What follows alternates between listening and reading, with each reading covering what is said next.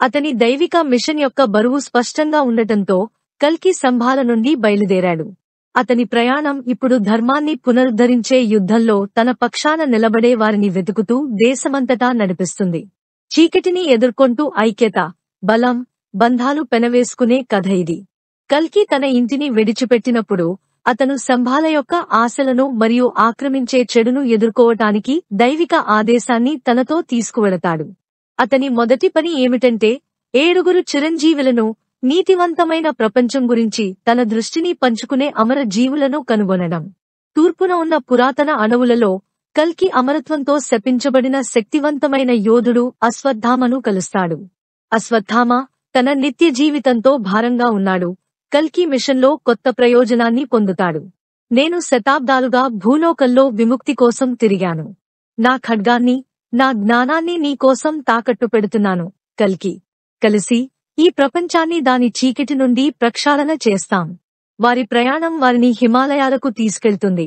అక్కడ వారు గొప్ప ఋషి మరియు మహాభారత రచయిత అయిన వ్యాస ఋషిని ఎదుర్కొంటారు. వ్యాసుడు తాను చాలా కాలంగా చదువుకున్న ప్రవచనాల నెరవేర్పును కల్కిలో చూస్తాడు. కల్కి, నీ రాకడ గురించి గ్రంథాలు చెబుతున్నాయి. యుగయుగాల జ్ఞానంతో నేను నిన్ను నడిపిస్తాను మరియు చీకటికి వ్యతిరేకంగా మీతో నిలబడతాను. మీ విధి ప్రపంచం యొక్క విధితో ముడిపడి ఉంది. మర్త్య దృష్టి నుండి దాగి ఉన్న సుదూర రాజ్యంలో కల్కి రాజు బాలిని కలుస్తాడు. గొప్ప పాలకుడు విష్ణువు తన ధర్మానికి అమరత్వాన్ని ఇచ్చాడు.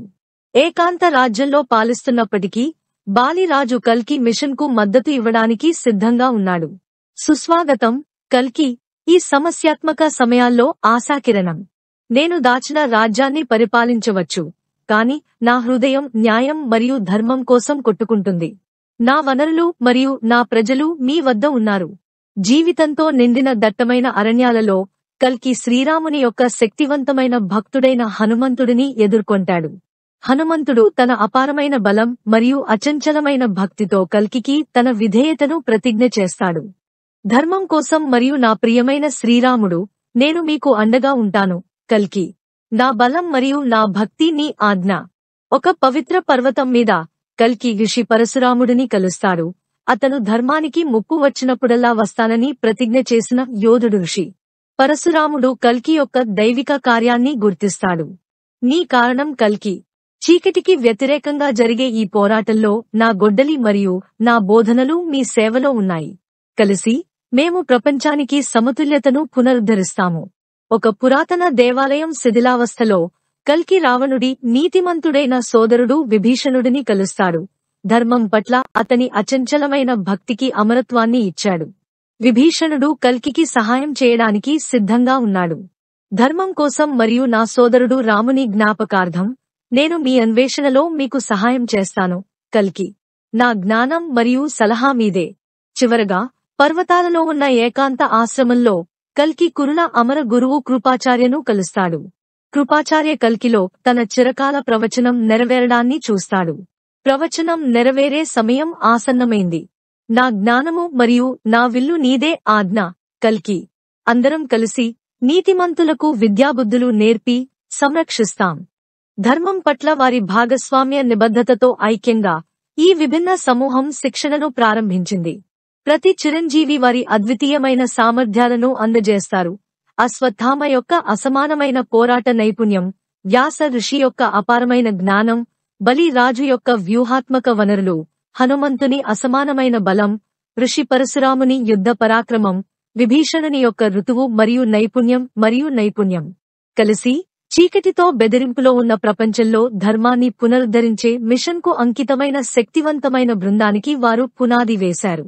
వారి బంధాలు బలపడుతున్నప్పుడు మరియు వారి సంకల్పం లోతుగా మారడంతో కల్కి మరియు అతని మిత్రులు ఐక్యంగా ఉన్నారు. చెడు నీడలు కమ్ముకున్న యుగంలో వారు ఆశాజ్యోతి. సన్నాహాలు ప్రారంభమయ్యాయి మరియు ధర్మం కోసం పోరాటం హోరిజోన్లో ఉంది. రాబోయే ఎపిసోడ్లలో కల్కి మరియు అతని కొత్త మిత్రుల ట్రయల్స్ మరియు విజయాలను చూసుకోండి. కలిసి వారు సమతుల్యతను పునరుద్ధరించడానికి మరియు ధర్మాన్ని నిలబెట్టడానికి వారి అన్వేషణలో చీకటి శక్తులను ఎదుర్కొంటారు. ఇతిహాసగాథ కొనసాగుతుంది మరియు ధర్మం కోసం యుద్ధం తీవ్రమవుతుంది, కాబట్టి చూస్తూ ఉండండి. మా తదుపరి వీడియో ఉంటుంది. శిక్షణ మరియు దైవిక అన్వేషణలు. కల్కి మరియు అతని మిత్రులు తీవ్రమైన శిక్షణా నియమాలను ప్రారంభించి కాళీపురుష్తో వారి అంతిమ యుద్ధానికి సిద్ధపడేందుకు బలీయమైన పరీక్షలను ఎదుర్కొంటారు. ఇంతలో నందక యొక్క పురాణ ఖడ్గాన్ని భద్రపరచడానికి మరియు ఖగోళ గుర్రం దేవదత్తతో బంధాన్ని ఏర్పరచుకోవడానికి కల్కి దైవిక అన్వేషణలను చేపట్టాడు. దైవిక జోక్యం మరియు మార్గదర్శకత్వం యొక్క క్షణాలను అనుభవించండి. అది ధర్మానికి విజేతలుగా వారి విధిని నెరవేర్చడానికి వారి ప్రయాణాన్ని ఆకృతి చేస్తుంది.